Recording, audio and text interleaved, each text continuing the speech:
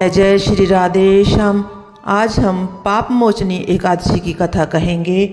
धर्मराज युधिष्ठिर कहने लगे कि महाराज, आपने फागुन शुक्ला एकादशी का महत्व में बतलाया, अब कृपा करके यह बतलाइए कि चैत्र कृष्णा एकादशी का क्या नाम है, इसमें कौन से देवता की पूजा की जाती है और इसकी विधि क्या है।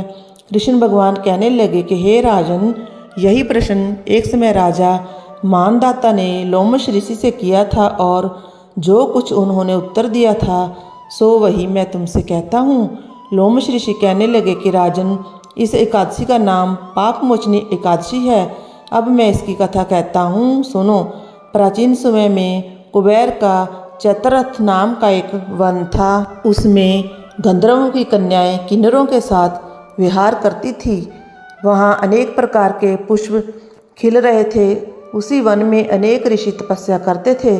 स्वयं इंद्र भी चैत्र और वैशाख मास में देवताओं सहित वहाँ आकर क्रीड़ा किया करते थे। वहीं अपने आश्रम में मैदावी नाम के एक ऋषि भी तपस्या में संलग्न थे।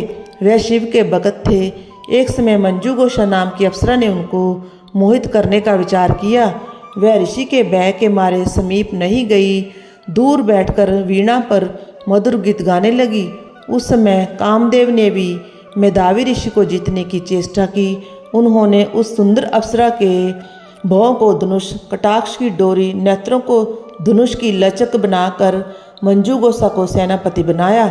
उस समय मेधावी ऋषि भी युवा और हिष्टपुष्ट थे, साथ ही जगोपवीत तथा दंड धारण किए हुए ब्रह्म तेज से युक्त थे।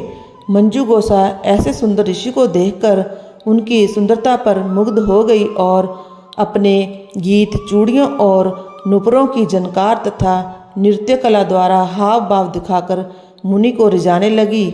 पर्याप्त समय तक यह क्रम चलता रहा और अंत में कामदेव ने ऋषि को पराजित कर दिया। फलस्वरूप ऋषि मंजू गोसा के साथ रमण करने लगे और काम के इतने वशीभूत हो गए कि उन्हें दिन तथा रात्रि का कुछ भी विचार नहीं रहा। इस प्रकार बहुत समय बीत गया। तब एक दिन मंजू गोसा कहने लगी, ऋषि जी, बहुत दिन बीत गए, अब मुझे स्वर्ग जाने की आज्ञा दीजिए। मुनि ने कहा, आज इसी संध्या को तो आई हो और प्रातःकाल होने पर चले जाना। मुनि के ऐसे वचन सुनकर अप्सरा कुछ समय तक और रुकी। अंत में उसने पुनः मुनि से विदा मांगी तो मुनि कहने लगे कि अभी तो आधी रात ही हुई है।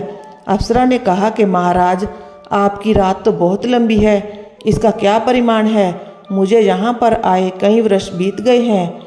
उस अप्सरा की यह बात सुनकर मुनि को समय का ज्ञान हुआ तो विचार करने लगे कि इस अप्सरा के साथ रमण करते हुए हमको 57 वर्ष 9 महीने 3 दिन बीत गए। तब वह उनको काल के समान प्रतीत हुई।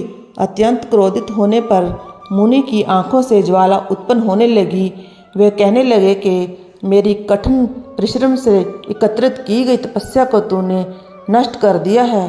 तू महापापनी और दुराचारणी है, तुझे धिक्कार है। तूने मेरे साथ घात किया है, इसलिए तू मेरे शाप से पिशाचनी हो जा।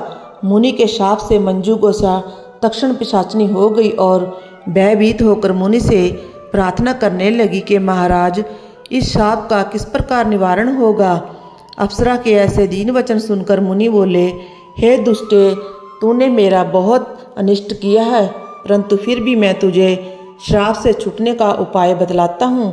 चैत्र मास के कृष्ण पक्ष की एकादशी का नाम पाप मोचनी है और यह सब प्रकार के पापों का नाश करने वाली है। इसका व्रत करने से पिशाच योनि से मुक्त हो जाओगी। ऐसा कहकर मेधावी ऋषि अपने पिता च्यवन ऋषि के आश्रम चले गए। मेधावी को देखकर च्यवन ऋषि कहने लगे कि अरे पुत्र, तूने ऐसा क्या किया जिससे तेरा सारा पुण्य क्षीण हो गया। मेधावी कहने लगे कि पिताजी, मैंने अप्सरा के साथ रमण करके घोर पाप किया है। अब आप इस पाप से छूटने का प्रायश्चित मुझे बतलाइए। तब च्यवन ऋषि बोले, हे पुत्र, चैत्र मास के कृष्ण पक्ष की पाप मोचनी एकादशी का व्रत करने से सब पापों का नाश हो जाता है, इसलिए तुम इस व्रत को करो। पिता की आज्ञा पाकर मेधावी ऋषि ने भी इस व्रत को किया, जिससे उनके सब पाप नष्ट हो गए और वे पवित्र हो गए। उधर मंजू गोसावी व्रत के प्रभाव से पिशाच योनि से छुटकर दिव्य देह धारण करके स्वर्ग को चली गई।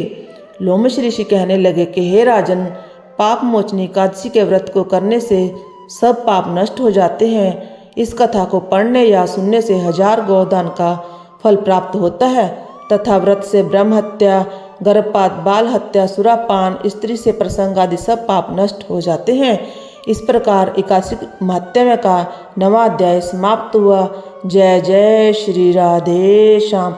बोलो एकादशी मैया की जय। ऐसी ही बहुत सारी वीडियोस देखने के लिए चैनल को सब्सक्राइब करें और वीडियोस को लाइक करें।